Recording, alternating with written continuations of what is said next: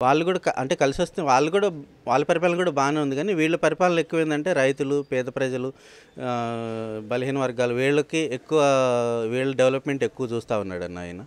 అందువల్ల జగన్‌మోహన్ రెడ్డి మళ్ళీ వస్తే బావుంటదేమో అని జెప్పేసి అంటే మేము ఇప్పుడు అనుకుంటా సొంత ఉన్నాం. చెల్లెలు ఇప్పుడు షర్మిల గారే పోటీగా మా అన్నకి ఓటేయొద్దు అని, అలానే బాబాయ్ కూతురు కావచ్చు. సో, మా అన్నకి ఓటేయొద్దు గెలిపిచ్చిద్దని చెప్తున్నారు గదా! మరి మీరు జగన్మోహన్ రెడ్డి గారే రావాలంటున్నారు. మేము జగన్‌మోహన్ రెడ్డి వస్తే బావుంటదని అనుకుంటా ఉన్నాను. ఎవరు ఎంతమంది కలిసొచ్చినా కూడా మళ్ళీ జగన్‌మోహన్ రెడ్డే వస్తారని జెప్పేసి మేము అనుకుంటా ఉన్నాము. అంటే డెవలప్‌మెంట్ పరంగా గూడా చూసుకుంటే చాలా వెనకబడిపోయిందంటున్నారు ఏపీ.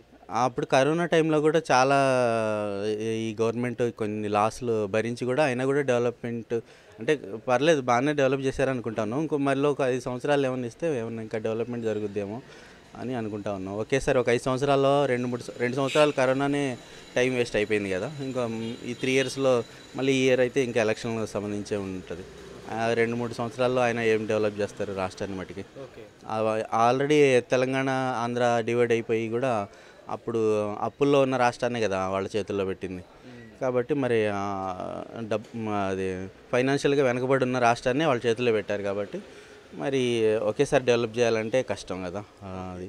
ఈ హైదరాబాద్‌కి తెలంగాణ కంటే కొంచెం ఎన్నో సంవత్సరాల ఇది ఉంది ఇక్కడ డెవలప్‌మెంట్ ఉంది హైదరాబాద్‌కి. ఒకేసారి విజయవాడ డెవలప్ అవ్వాలి, ఆంధ్ర అంతా డెవలప్ అవ్వాలంటే కొంచెం కష్టం గదన్న! ఓకే. అయితే ఇప్పుడు చంద్రబాబు నాయుడు గారు రూలింగ్ చూసారు. ఇప్పుడు జగన్మోహన్ రెడ్డి గారి రూలింగ్ గూడా చూసారు గదా! సో, ఇద్దరిలో డిఫరెంట్ ఏంటంటే ఏమని చెప్తారు?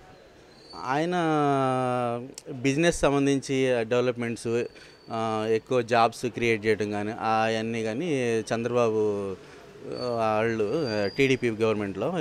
వీళ్ళు వైఎస్ఆర్‌సీపీ ఏంటంటే వీళ్ళు ఎక్కువ పేద ప్రజలు, ఎడ్యుకేషను ఇలా వీళ్ళ డెవలప్‌మెంట్ ఇలా ఉందని నేను అనుకుంటా ఉన్నాను. ఓకే. అంటే రాజధాని విషయంలో గూడా 3 రాజధానులని చెప్పి ఒక్కటి గూడా సరిగ్గా కంప్లీట్ చేయలేకపోయారు అంటున్నారు గదా! సో, ఏం చెప్తారు రాజధాని గురించి? ఒకే చోట డెవలప్‌మెంట్ ఉంటే బావుండదేమో అని 3 చోట్ల, 4 చోట్ల ఇలా డెవలప్ చేస్తే బావుంటదని చెప్పేసి వాళ్ళు అనుకుంటున్నారేమో అని నా ఒపీనియన్. ఓకే. అంటే ఇప్పుడు 3 కూటమి మీద వస్తున్నాయి గదా! ఇవి లాస్ట్ టైం చూసుకుంటే పవన్ కళ్యాణ్ గారు ఓడిపోవడం జరిగింది. ఈసారి పిఠాపురం నుంచి పోటీ చేస్తున్నారు గదా! సో, గెలుస్తారనుకుంటున్నారు పవన్ కళ్యాణ్ గారు? అక్కడున్న ఆల్రెడీ ఎమ్మెల్యే మీద ప్రజలకి ఒకవేళ బోర్ కొడితే అనుకోకుండా ఈయనకి ఓట్లు పడి ఈయన గెలవచ్చు. ఓకే.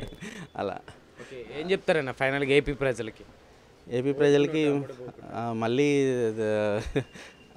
అదే ఓట్లకి అయితే అమ్ముడుపోవద్దు.